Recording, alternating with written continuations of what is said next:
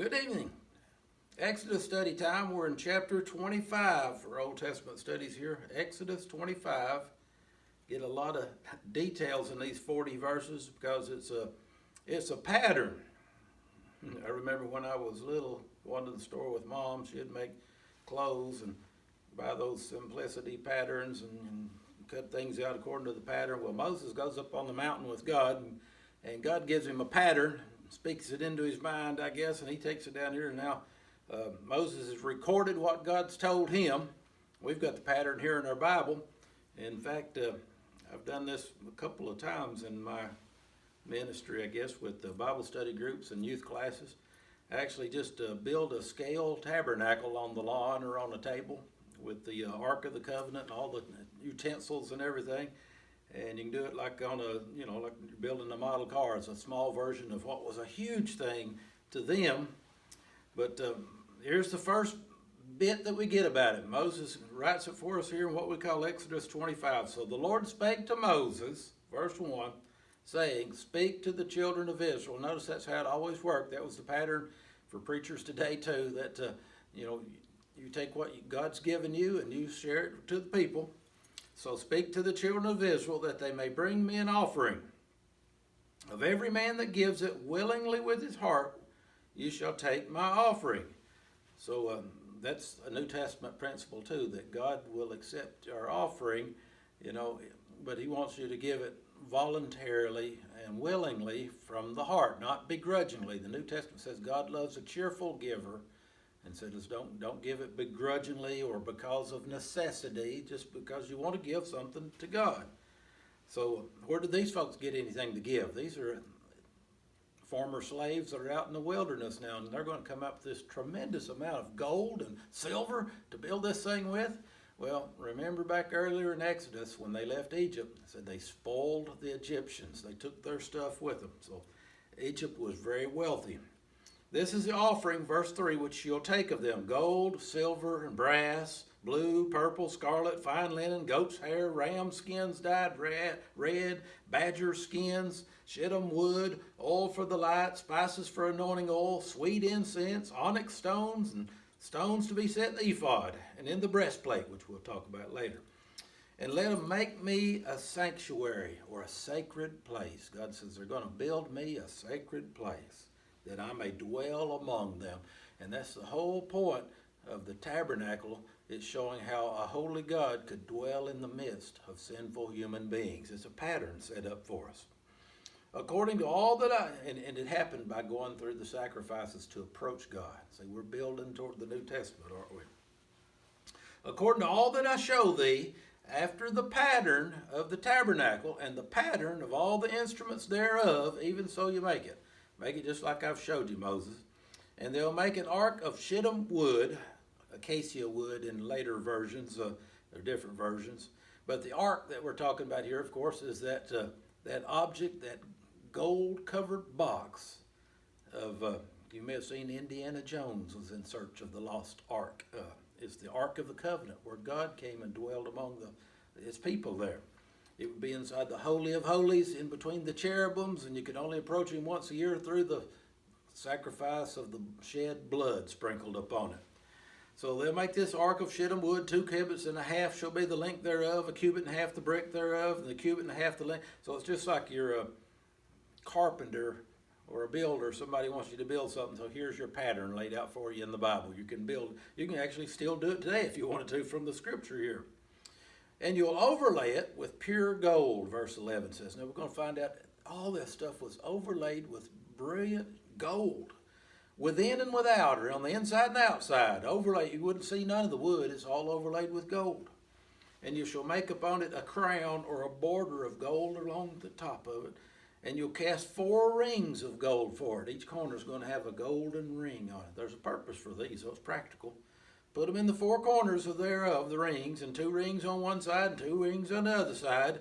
And you'll make staves of shittim wood. Staves would say sticks or poles. That's how they're going to carry it. This holy object is never to be touched. So you put rings on it, and there's going to be overlaid golden sticks that you put in there. And that's how you cover it or carry it. Because remember, they moved around the wilderness for 40 years. They'd camp here a few weeks, and then God would move them over here a while. Overlay them with gold. 14, you'll put the staves into the rings, or the sticks into the rings by the sides of the ark, that the ark may be borne or carried with them. The staves or poles will be in the rings of the ark, and they'll not be taken from it. I've thought about that before. It's like once you place it in the Holy of Holies, you don't pull the poles out and lean them in the corner over there. When the high priest go in there once a year, he had to walk around them, probably sticking out the end of it, because they had to be sticking in it all the time. It says you'll not be taken from it. And I don't know what God's saying there other than always be ready to go. And you'll put the ark of the testimony, or the ark of the covenant, which I shall give thee. It'll be placed inside this tabernacle. And on top of the ark, that golden box, now there's going to be a lid. I'm using just common layman's terms, if you would, but the Bible calls that the mercy seat. Just practically on any other box, we'd call it there'd be a lid on top of it. You'll make a mercy seat of pure gold. Here's the length and the breadth, 2.5 cubits. Remember, a cubit was from the bend of the arm to the tip of the finger, about 18 inches. So you make it 1.5 cubits will be the length, and 1.5 cubits the breadth thereof. That makes it kind of a square, the lid, don't a cubit? No, 2.5 cubits versus 1.5 cubits. Okay, it's got to be rectangular. It gives you the length and it gives you the breadth. But now, if you were a carpenter, you'd say, wait, you forgot to give me one of the measurements. What's the depth? You got the length and the breadth. What's the depth of this mercy seat? And I heard this many years ago, and it spoke to me, and I never forgot it. I heard a preacher say, I think God left that depth out of the Bible on purpose just to tell us that there's no depth to the mercy of God. That's pretty good, ain't it? You'll make 2 cherubims of gold, little angels that sit on top of it, the cherubims. They're going to be formed of gold and beaten work. You'll make them, and they'll be on 2 ends of the mercy seat. They're going to be on each end of it looking toward one another. And make 1 cherub on one end, other cherub on the other end. Even of the mercy seat, you'll make the cherubims on the 2 ends thereof. And the cherubims will stretch forth their wings on high, covering the mercy seat with their wings. And their faces will look one to another. Toward the mercy seat shall the faces of the cherubims be. And thou shalt put the mercy seat upon the ark, set the lid on it to make it understandable here. And in the ark thou shalt put the testimony that I shall give thee. I think that's talking about God's going to give Moses the 10 commandments written in stone, and they're going to be placed inside there. God's law is going to be under the mercy seat. And, you know, we can't stand if we're just measured by God's law alone, but we've got to have the mercy of God between us and his holy law for us to have a chance. And God says, and there, between them 2 cherubims on top of his mercy seat, God says, there will I meet with thee. And he'll only meet with them when they're going there once a year in the Old Testament age and offer the blood. See, that's the only way God can meet with us. It's when we approach him through the blood of Christ. And I'll commune with thee from above the mercy seat, and from between the 2 cherubims, which upon the ark of the testimony, of all things which I will give. And God says, I'm going to speak to you then there. And whatever I speak to you, God calls it a commandment. That's still true today. He gives us the 10 commandments. But anything in this Bible that God tells us to do or not do is a commandment, isn't it? And he never calls them suggestions. They're commandments, aren't they? Unto the children of Israel or the people of God. Verse 23, thou shalt also make a table out of this same acacia or shittim wood. 2 cubits will be the length thereof, and 1 cubit the breadth, and it gives you the height for the table, how high the table's supposed to be. And you'll overlay it, that table, with pure gold. It's right on the outside of the Holy of Holies into the holy place. It's the holy place and the holy of place, or the holy place and the most holy place, it's called sometimes. In that most holy place back there, that cube behind the curtain, is where the Ark of the Covenant is, and they only go once a year. But on the outside of there, of the curtain, they'll go in there all the time, the priest will. They'll be offering, there'll be the table with the showbread on it, there'll be the candle, the menorah, the candelabra, if you will. And there's things out there that they can do daily, but to go in behind that curtain is the high priest only, once a year on the Day of Atonement. I'm getting way ahead of the Bible. We ain't got there yet. We're just building the thing right now, ain't we? 24, you'll overlay it with pure gold and make a crown of gold about it, or a border of gold on this table. You'll make unto it a border of a handbreadth round about. And that might keep things from falling off, I guess, because it's going to be moved sometimes. And they'll make a golden crown to the border thereof round about. And you'll put on this table, verse 26, 4 rings of gold.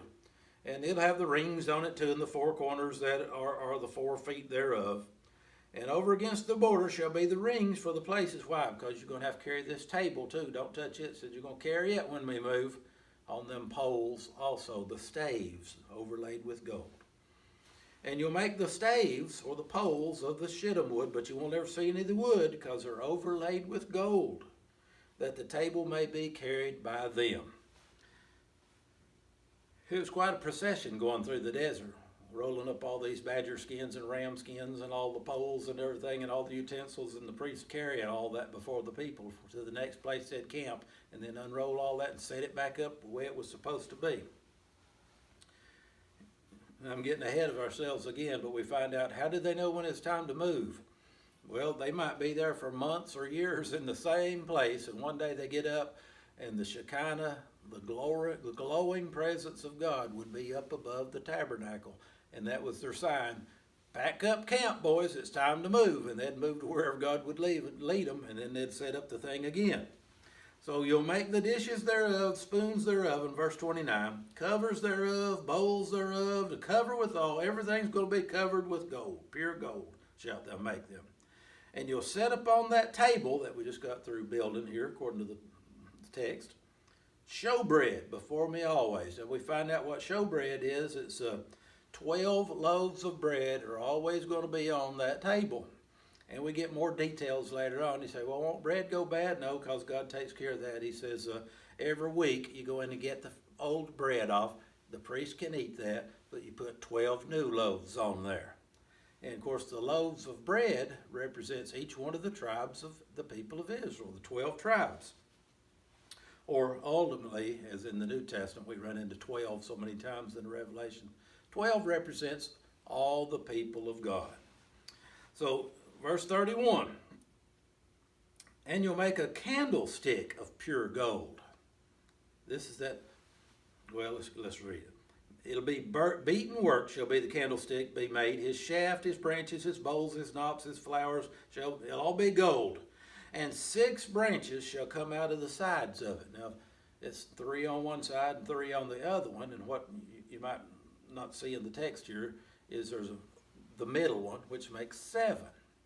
And the text will confirm this in a minute. But when we read in Revelation, Christ is the one symbolically walking in the midst of the 7 candlesticks, which Revelation says ultimately those 7 candlesticks represent the 7 churches, or the people of God, once again.